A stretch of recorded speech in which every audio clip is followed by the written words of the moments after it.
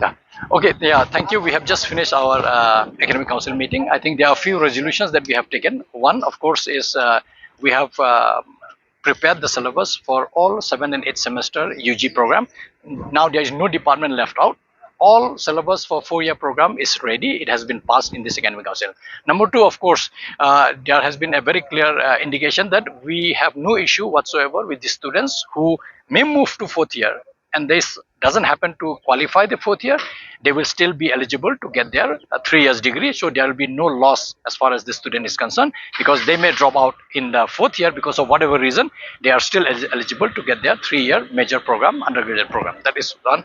The third, of course, is very important, where we have said that we will convey to the college that university is in the process of preparation of this transition from 4th year to 1-year PG program. As of now, we have only 2-year PG program. We have constituted, we will constitute a committee to look into this transition from 4th year to 1-year master degree program. It will take some time. Hopefully by say July August 2027 we should be able to come out with the rules and regulation governing this swift transition from 4th-year FYUP to the 4-year FYUP to the 4-year program to the 1-year master degree program.